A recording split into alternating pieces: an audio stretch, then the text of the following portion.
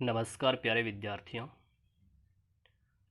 कात्यायनी उच्च माध्यमिक विद्यालय परिवार की ओर से एक अच्छी पहल के तहत आप लोगों के लिए ऑनलाइन कक्षाओं की शुरुआत की गई है, जिसका आप भरपूर लाभ उठाएं।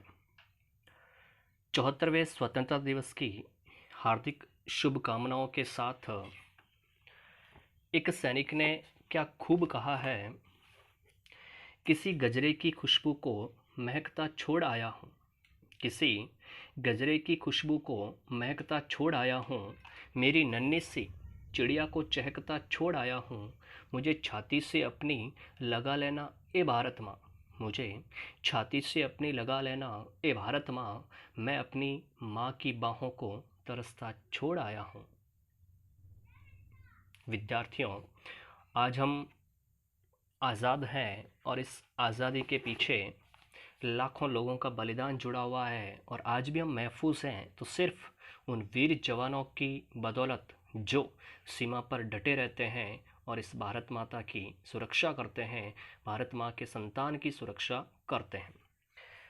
साथियों, हिंदी की कक्षा में हम शुरुआत करेंगे क्षितिज की, जो अनिवार्य हिंदी के लिए कक्षा 10वीं के लिए पाठ्य पुस्तक है। क्षितिज क्षितिज का शाब्दिक अर्थ होता है ऐसा स्थान जहां धरती और आकाश मिलते हुए दिखाई देती हैं, सिर्फ आभास होता है, उसे क्षितिज कहते हैं। मिलते वास्तव में नहीं है, सिर्फ आभास होता है। विद्यार्थियों, आपकी जो पाठ्य पुस्तक है क्षितिज, उसमें पहले आपके 10वीं का जो पाठ्यक्रम है उसके बारे में थोड़ी सी चर्चा करते हैं। 10वीं के पाठ्यक्रम के तहत आपका जो पेपर होगा वह 80 नंबर का होगा, जिसमें अपठित बोध 8 नंबर का, अपठित गद्यांश और पद्यांश आएगा, जो यहाँ पे दे रखा है, आप देख सकते हैं। अपठित गद्यांश 4 नंबर, अपठित पद्यांश 4 अंक का। उसके बाद में रचना आएगी। रचना का मतलब निबंध लेखन, पत्र लेखन, जिसमें 8 नंबर का निबंध होगा और 4 नंबर का आपका पत्र लेखन होगा। उसके बाद में आपका जो भाग तीसरा आएगा उसमें आपके पूरी की पूरी क्या है, व्यावहारिक व्याकरण है, जो कितने नंबर की होगी, 12 नंबर की। उस व्यावहारिक व्याकरण में आप देख सकते हैं क्रिया है, विशेषण है जो 2 नंबर का होगा, कारक, काल और वाच्य 3 अंक का, समास 2 अंक का, वाक्य शुद्धि ये भी 2 अंक की, मुहावरे 2 अंक का, लोकोक्तियाँ 1 अंक की। उसके बाद में आपके जो भाग 4 है, जिसमें आपके पाठ्य पुस्तक क्षितिज जो सबसे ज़्यादा अंकों की है, 48 अंक की, जो अभी हम बात करेंगे, जिसको अभी हम पढ़ेंगे, जिसका अध्ययन करेंगे, तो ये 48 नंबर का होगा हम पाठ्य पुस्तक क्षितिज के सवाल।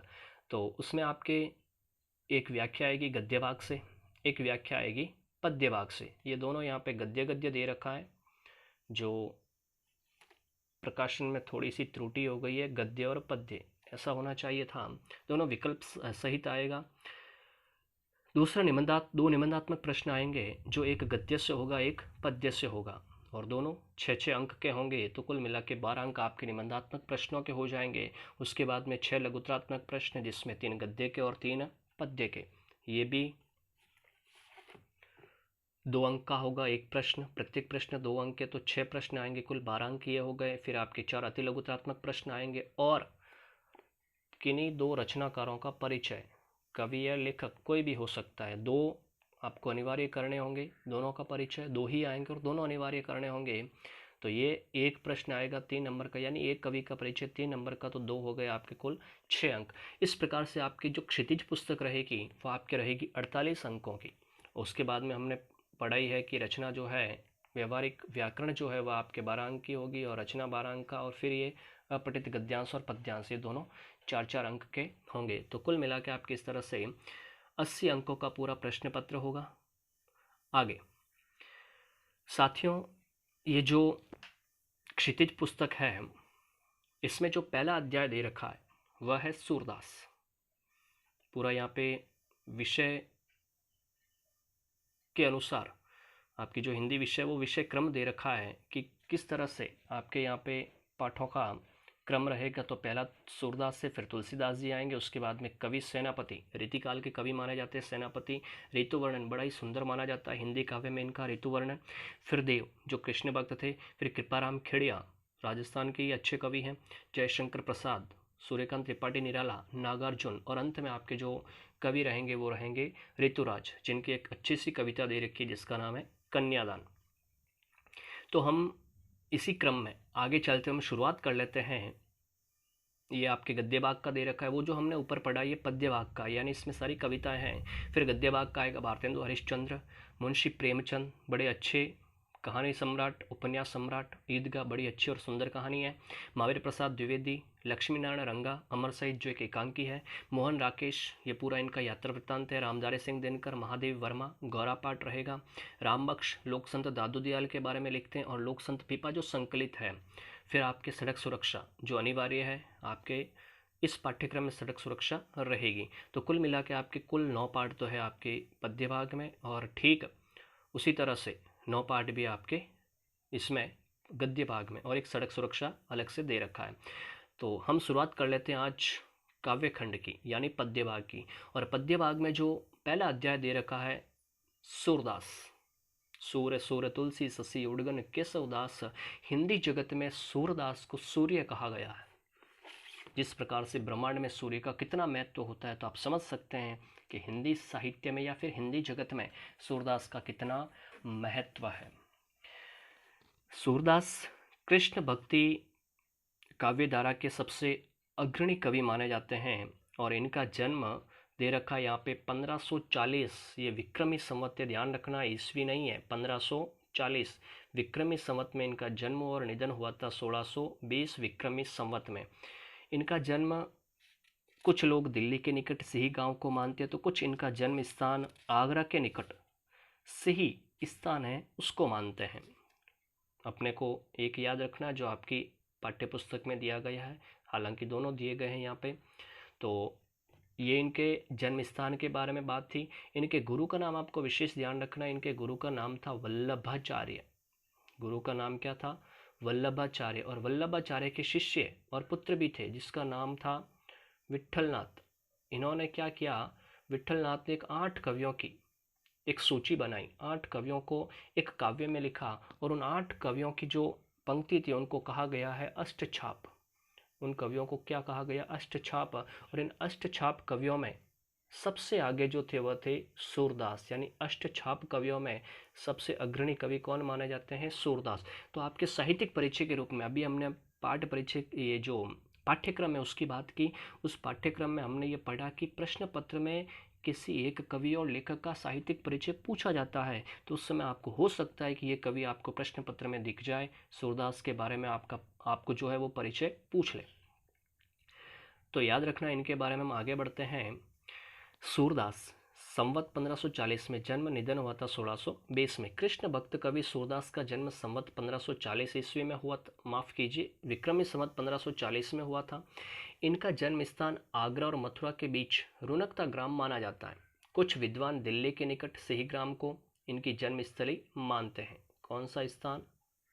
दिल्ली के निकट सिही। इनके पिता का नाम रामदास बताया जाता है। वार्ता साहित्य और भक्तमाल के आधार पर ये सारस्वत ब्राह्मण कहे गए। ब्राह्मण में एक शाखा होती है सारस्वत ब्राह्मण। भक्तमाल लिखने वाले जो कवि थे उनका नाम था नाभादास।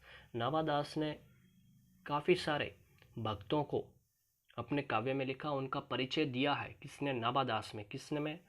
भक्ति, ये जो उनका एक काव्य है भक्तमाल, उसमें। तो भक्तमाल के आधार पर ये सारस्वत ब्राह्मण कहे गए, किंतु साहित्य लहरी में एक पद है, ये साहित्य लहरी लिखने वाले सूरदास स्वयं ही है। साहित्य लहरी इनका ही ग्रंथ है। तो किंतु साहित्य लहरी में एक पद है जिससे ये पृथ्वीराज के अमात्य का मतलब मुख्यमंत्री, मंत्री कह सकते हैं हम, उस समय के जो राजा का सबसे निकट होता था मंत्री, राजकवि चंद्रवरदाई के वंशज ब्रह्मभट्ट मालूम होते हैं। इस पद से बहुत सी बातें ज्ञात होती है, और इसी पद के आधार पर कहा जाता है कि ये नेत्रहीन होने के कारण एक अंधकूप में गिर पड़े थे। अंधकूप यानी गहरा कुआं, ऐसा कुआं जिसमें काफ़ी घना अंधेरा हो, नेत्रहीन, इनकी आंखें नहीं थी। तो 6 दिन वहाँ पड़े रहने के बाद भगवान श्री कृष्ण ने इन्हें दर्शन दिए। भगवान श्री कृष्ण ने इन्हें दर्शन दिए और दर्शन देने के बाद इन्हें सनेत्र कर दिया। सनेत्र करने का मतलब इनको आंखें दे दी। किनको? सूरदास को। इस पर सूरदास ने कहा कि प्रभु, ध्यान देना इस बात पे, सूरदास ने कहा कि प्रभु, जिन नेत्रों से आपके दर्शन हुए, अब उनसे मैं सांसारिक पापों को नहीं देखना चाहता। उनके निवेदन से नेत्र सदा के लिए बंद हो गए, लेकिन उन्हें प्रज्ञा चक्षु प्राप्त हो गए। प्रज्ञा चक्षु, प्रज्ञा का मतलब होता है बुद्धि, विवेक, ज्ञान। उन्हें ज्ञान की आंखें प्राप्त हो गई, बुद्धि की आंखें प्राप्त हो गई। किनको? सूरदास को। सूरदास जन्म से अंधे थे, ये विवादास्पद है। अर्थात कुछ साहित्यकार, कुछ समालोचक ये मानते हैं कि सूरदास जन्म से अंधे थे, तो कुछ समालोचक ये भी मानते हैं कि ये जन्म से अंधे नहीं थे। तो ये बात विवादास्पद है। इस संबंध में अधिकांश विद्वानों का मत है कि जीवन के अंतिम समय में अंधे हुए थे, यानी सूरदास जो है वह अंतिम समय में अंधे हुए थे, क्योंकि इसका प्रमाण हमें इनके पदों से मिल जाता है। क्या? कि या माया झूठी की लालच दुह दृग अंध भयो। अर्थात ये माया जो है वह पूरी तरह से झूठ है, असत्य है, और इस लालच में जीव पड़ा रहता है, और इस लालच में इतना पड़ा रहता है कि उसे कुछ दिखाई नहीं देता, और इसीलिए मेरी दोनों जो आंखें हैं वह क्या हो गई है? अंधी हो गई है। आचार्य वल्लभ ने अपने सिद्धांतों में सूरदास को दीक्षित किया। वल्लभ, हमने बात की थी वल्लभाचार्य, ये इनके गुरु थे, और इनके गुरु ने इनको अपने सिद्धांतों से शिक्षित किया था, और इसीलिए इनका जो संप्रदाय माना जाता है वह वल्लभ संप्रदाय माना जाता है। याद रखना आपको, कौन से संप्रदाय से संबंधित थे ये वल्लभ संप्रदाय से संबंधित थे। तो सूरदास को दीक्षित किया और उसी से उनकी दास्य भाव की भक्ति सख्य भाव में परिणत हो गई। अपने गुरु वल्लभाचार्य की आज्ञा के अनुसार इन्होंने ईश्वर की कथा को भाषा में वर्णन करने का कार्य प्रारंभ किया। बड़ी विशेष और महत्वपूर्ण बात है इनके बारे में कि सूरदास की जो उपलब्ध रचना है वह फिलहाल कितनी है? 3 रचना है, जिसमें सबसे अच्छा ग्रंथ माना जाता है सूरसागर, साहित्य लहरी और सूर सरावली। साहित्य लहरी की बात अभी भी हमने ऊपर कुछ पंक्तियों में की है। सूरसागर इनका प्रामाणिक, अत्युत्तम एवं श्रेष्ठ काव्य ग्रंथ है। कौन सा? सूरसागर, जिसकी बात हमने की है। जो इनकी कीर्ति को अक्षय, अक्षय का मतलब होता है जो कभी समाप्त नहीं होता है, जो कभी नष्ट नहीं होता है। यह ग्रंथ इनकी कीर्ति को, इनकी प्रशंसा को अक्षय रखने के लिए पर्याप्त है। सूरदास ने ब्रज भाषा का प्रयोग किया है। ध्यान रखना आपको, सूरदास की जो साहित्यिक भाषा मानी जाती है वह मानी जाती है ब्रज भाषा। इनके पूर्ववर्ती किसी भी कवि की भाषा में काव्य छटा न तो इतनी साहित्यिक है और न इतनी सौंदर्यपूर्ण है। ये बात हमने पढ़ी है किन के बारे में? सूरदास के बारे में। आपको तो बड़ी बड़ी जानकारी जरूर याद रखनी है, क्योंकि साहित्यिक परिचय के रूप में सूरदास जी का परिचय आपको प्रश्न पत्र में मिल सकता है। तो आपको ये सारी बातें जो अभी अभी हमने बताई आपको याद रखनी है। 1-2 बार इस वीडियो को जरूर देखें और वीडियो को जरूर आगे से आगे पहुंचाएं, ताकि सभी कक्षा 10 के विद्यार्थियों को ये लाभ मिल सके। तो आज की कक्षा के लिए सिर्फ इतना ही। हम मिलेंगे अगली क्लास में, तब तक के लिए आप सभी का बहुत बहुत धन्यवाद।